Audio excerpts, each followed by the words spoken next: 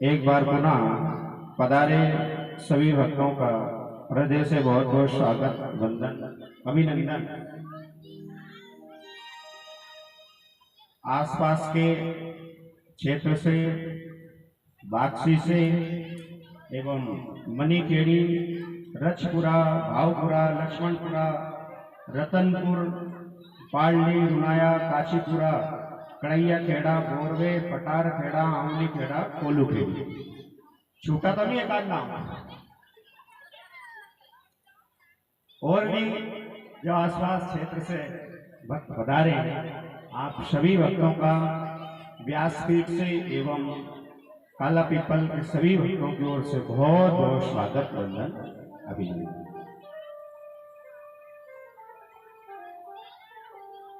भगवान की महती और अनंत कृपा से आज के इस तृतीय दिवस में हम प्रवेश करने के लिए जा रहे हैं। और बंधुओं, जब इतना बड़ा परिश्रम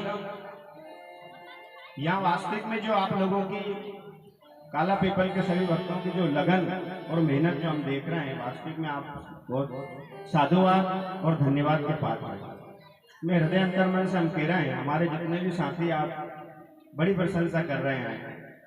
और हमारे आदरणीय बाक्सी वाले सरपंच साहब ने जो बोला था उससे कहीं ज्यादा आप लोग एक भाव प्रदान कर रहे हैं। यहाँ जो मेहनत कर रहे हैं, देख रहे हैं, पांडाल की सुबह से जो तैयारी में आप लोग लगे रहते हैं। तो जहां इतना भाव होता है, इतना अनंत स्नेह होता है। और आज हमारे बाक्से से दद्दू में बैठे पटेल साहब, उन्होंने भी पहली प्रशंसा कर दी थी। यहाँ सरपंच साहब तो करते ही थे, और भी आप सब बैठे हैं। तो ये बड़ा आप लोगों का भाव है। और भगवान ने तो कहा है ना, भाव का भूखा हूं मैं, भाव ही एक सार है, और भाव से बसता मुझे तो बहु से बेड़ा पार है। यदि और बाजार में जो वस्तु मिलती है वो भी तो भाव से मिलती है, बिना भाव मिल पाती है क्या? विचार करो आप। नहीं तो फिर परमपिता परमात्मा में बिना भाव और बिना स्नेह कि कभी भी हमें प्राप्त नहीं हो सकते हैं। और जहां इतना बड़ा भाव, विश्वास, श्रद्धा और त्याग जिनके जीवन में आ जाता है। और यहाँ के बारे में एक और बात आज मुझे मालूम चला, हमारे जोधाराम भैया कह रहे थे वहां जब बैठे थे इसमें, उन्होंने कहा गुरुदेव यहाँ लगभग 15 से 20 हारमोनियम होगी, है ना, संगीत प्रेमी भी है यहाँ के लोग। तो इसके लिए जोरदार ताली की सेवा हो जाए। जिस गांव के लोग स्वयं संगीत का भाव जानते हैं, तो वहां तो देखो परम आनंद की प्राप्ति हुई। तो माँ सरस्वती की कृपा भी आप सबके ऊपर है और ऐसे ही बनी रहे। तो ये त्याग और समर्पण एक रोज बहुत ऊंचे स्थान पर व्यक्ति को लेकर के जाता है। और जीवन का वास्तविक में सच्चा सत्कर्म भी है। अपनों के लिए तो हम जीते हैं, परंतु जीवन त्याग में, समर्पण में, औरों के लिए यदि हम थोड़ा जीवन जी करके देखें तो आप देखना उस दिन बहुत बड़ी शांति मिलेगी जीवन में। कभी ये विचार करना आप सब लोग, आपके द्वारा यदि कोई अच्छा कार्य हो जाए, किसी दिन किसी का परोपकार हो जाए, किसी का भला हो जाए, तो उस दिन देखना आपके मन में आपको बहुत सुकून मिलेगा, बहुत शांति मिलेगी। या आप लोगों का भी अनुभव होगा, कभी करके देखना, नहीं मानूंगा कितना आनंद मिलेगा। जो आनंद लाखों रुपए खर्च करने के बाद हमें प्राप्त नहीं होता, यदि किसी का यदि हमने भला कर दिया, हमारे द्वारा किसी के प्रति त्याग हो गया, समर्पण हो गया, और जो सुख और जो आनंद वो मिलेगा वो कहीं नहीं मिल पाता। यदि सुख चाहते हैं, आनंद चाहते हैं, तो औरों के लिए कभी आगे हाथ बढ़ा कर देखें, क्या भी करके देखें। ऐसे कई उदाहरण है बंधु जिनके जीवन में त्याग रहा है, उन्हें जीवन में बहुत कुछ मिला है बंधु। ऐसे एक सुंदर भाव है। एक व्यक्ति थे और उनकी एक माँ थी। जैसे दोनों माँ और बेटे अपना जीवन व्यतीत करते थे,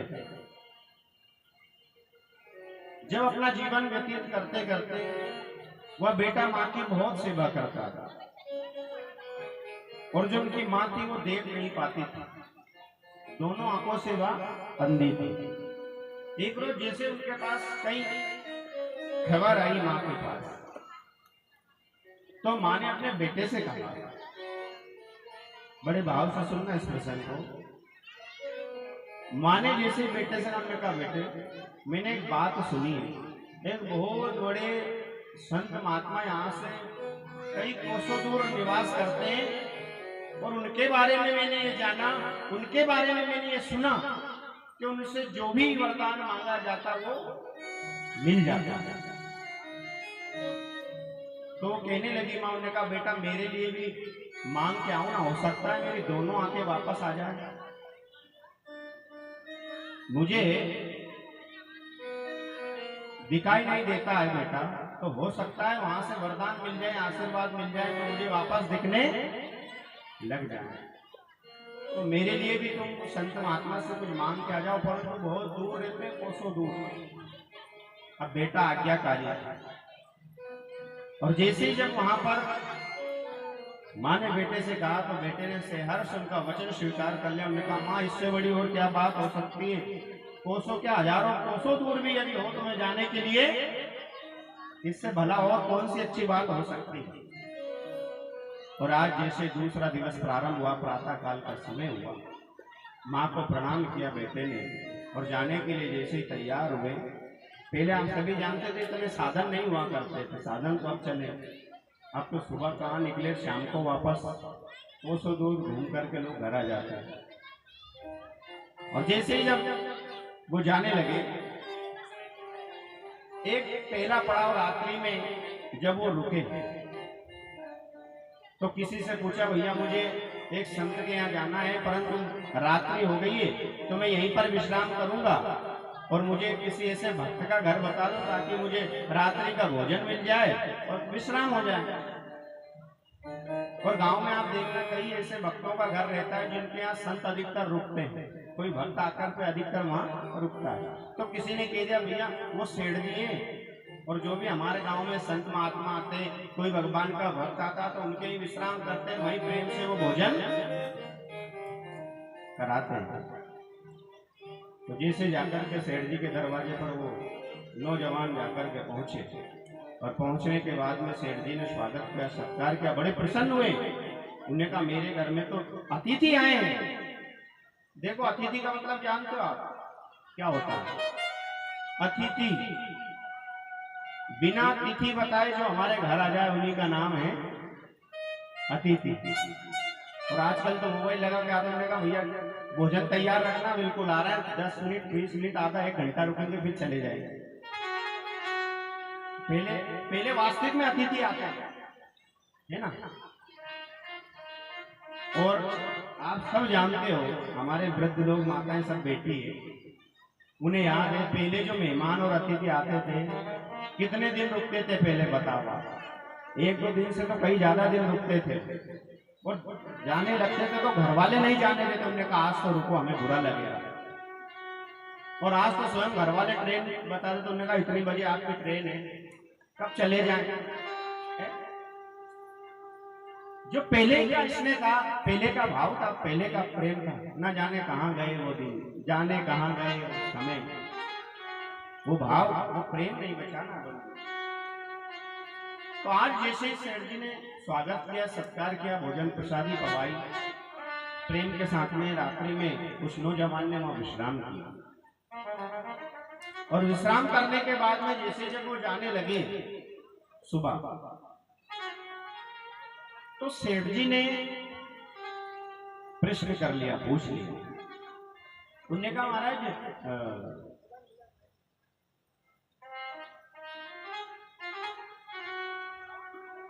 किसी का अगर ये वीवो का मोबाइल गुमा हो वो मंच पर आकर ले ले मेरे से। तुम्हारा है क्या? किसका है? जिसका भी गुमा हो। और एक बार भैया के लिए जोरदार तालियां बजाए। कम से कम वास्तविक में जिस गांव में काला पीपल की तारीफ जितनी करो उतनी कम है। और क्या बात है।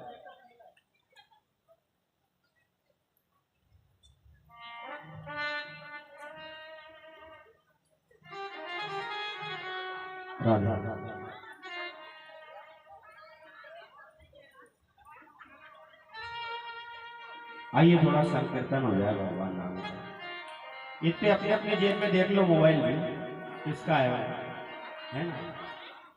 ओ मेरो राधा रमण गिरधारी, गिरधारी श्याम बनवारी। मेरो राधा रमण गिरधारी, गिरधारी श्याम बनवारी। मेरो राधा रमण गिरधारी, गिरधारी श्याम बनवारी। मेरो राधा रमण गिरधारी, गिरधारी श्याम बनवारी। गिरधारी श्याम बनवारी, ओ गिरधारी श्याम बनवारी। ओ गिरधारी श्याम बनवारी, ओ गिरधारी श्याम बनवारी। ओ मेरो राधा मेरो राधा रमण गिरधारी, गिरधारी श्याम बनवारी। मेरो राधा रमण गिरधारी, गिरधारी श्याम बनवारी।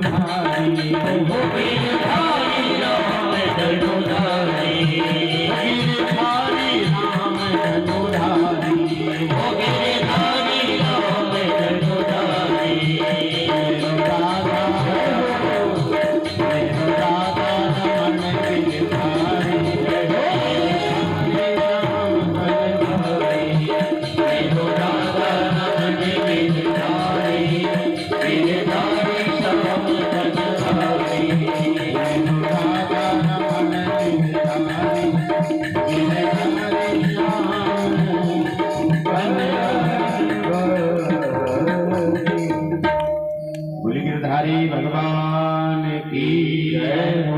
जय जय श्री राम। और जैसे ही जब उस नौजवान से सेठ जी ने पूछा, उसने कहा भैया तुम आखिर में जा कहाँ रहे हो, मुझे बताते तो जाओ। स्वभाव है हमारे घर में कोई मेहमान आता है कहीं दूसरी जगह जा रहा है तो हम भी पूछ लेते हैं। उन्होंने कहा भैया आगे कहाँ जाना है। तो उस नौजवान ने बताया, उत्तर दिया। उन्होंने कहा सेठ जी मेरे जीवन के ऊपर से पिताजी का साया चला गया। मेरे पिता नहीं है और मेरी माँ है, और माँ भी जो है उन्हें दोनों आंखों से दिखता नहीं। इसलिए हमें मालूम चला है कि कहीं दूर यहाँ से एक पहुंचे संत महात्मा रहते हैं और उनसे जो भी वरदान मांगा जाता है वो वरदान देते हैं, आशीर्वाद देते हैं। तो मेरी माँ के लिए मैं आंख मांगने के लिए जा रहा हूँ। कि उन्हें आंख की ज्योति आ जाए ताकि वो अपनी दोनों आंखों से संसार को देख सके। तो सेठ जी ने कह दिया, बड़े इस प्रसंग को बहुत बड़े भाव से सुनना। सेठ जी ने कहा, उन्होंने कहा भैया यदि आप जा तो रहे हो तो एक काम करो ना, मेरे लिए भी एक वरदान मांग करके आना। आप जा तो रहे हो तो मेरे लिए भी मांग करके आ जाए। मान लीजिए कोई यहाँ से कोई सामान लेने के लिए रुनाया जाए या बाजार कहीं भी जहां का आप बाजार करते, किसी कारण हमारी नहीं बन पा रही तो कभी कभी ऐसा भाव आ जाता है, मैंने कहा भैया मेरा सामान भी आप लेते आना, कभी हो जाता है। तो जैसे सेठ जी ने कहा जिनके यहाँ रुके थे, उनने कहा भैया मेरे लिए भी आप वरदान मांग करके आ जाना। उनने कहा बताओ, जब जा ही रहा हूं तो बिल्कुल जरूर मांग करके आऊंगा, बताइए महाराज। उनने कहा कि मेरे घर में बेटी है और वह गूंगी है, बोल नहीं पाती, तो कोई ऐसा वरदान मांग करके आओ ताकि वो भी आशीर्वाद लेकर के आ जाना गुरु जी से। तो वो बोल पड़े। बोलने का ठीक। जैसे जब वो चले आगे, चलते चलते वापस एक रात्रि, दूसरी रात्रि फिर हुई, फिर रुके वो। तो वहां पर उस दिन एक किसान के यहाँ रात्रि में विश्राम किया। 3 रात रुकने के बाद में संत के यहाँ वो पहुंचे थे। तो पहली रात्रि तो सेठ जी के यहाँ, दूसरी रात्रि का विश्राम एक किसान के यहाँ किया। किसान ने बहुत स्वागत किया, सत्कार किया, और करने के बाद में सुबह जब जाने लगे तो किसान ने भी पूछ लिया। उन्होंने कहा महाराज कहाँ जा रहे हो?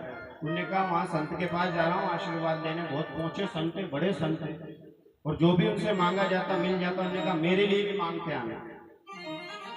किसान ने भी कह दिया भैया मेरे लिए भी मांग के आना। उन्होंने कहा आपके लिए क्या मांग? उन्होंने कहा मैं इतना खूब किसानी का काम करता हूँ, खूब मेहनत करता हूँ, परंतु पैसे हाथ में नहीं टिकते, ये पूछ करके आना। उन्होंने कहा ठीक है।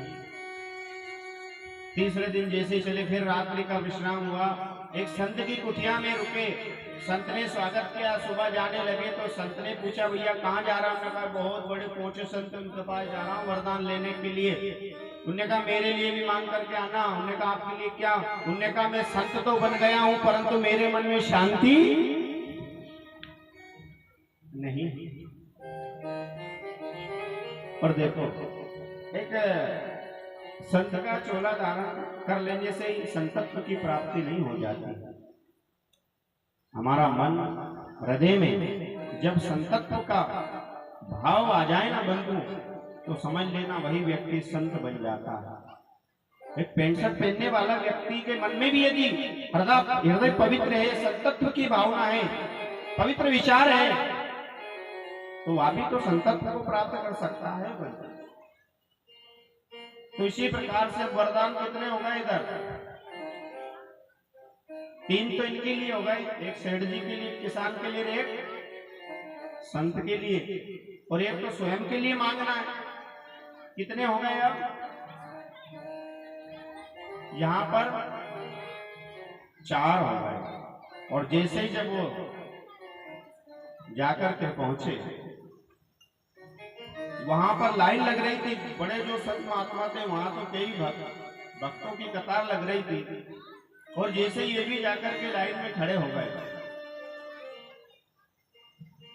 जैसे जब इनका नंबर आने वाला था, और पहले ही वहां जो सेवक थे उन्होंने कह दिया, उन्होंने कहा भैया आपके वरदान कितने? यहां तो केवल 3 वरदान दिए जाते हैं, तीनों का आशीर्वाद दिया जाता है, उससे ज्यादा नहीं दिया जाता। अब विचार करो, इनके पास कितना थे मांगने के लिए? 4। किन किन के लिए? एक तो स्वयं के लिए, एक सेठ जी के लिए, एक किसान के लिए, और एक अगर उस नौजवान की जगह हम होते तो क्या करते? विचार करो, एक थोड़ा विचार करो मन।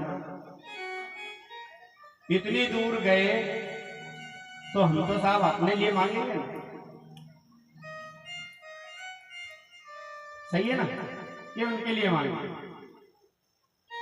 परंतु जैसे ही इसने बिना देरी किए, बिना विचारे और मन में संकल्प ले लिया कि मैं मेरे लिए नहीं मांगूंगा, मैं जो मुझे रास्ते में सेठ जी मिले थे, जो किसान मिला था और जो संत मिले थे, जिन्होंने मुझे रुकने के लिए आश्रय दिया और जिनका मैंने नमक खाया है, अरे मेरे जीवन में तो भगवान ने जो मुझे दिया है दुख वो तो मैं सहन करता ही रहूंगा, परंतु आज मेरी वजह से उनके जीवन में यदि कोई दुख है वो दूर हो जाए तो समझ लो मेरा बहुत बड़ा यज्ञ हो जाएगा।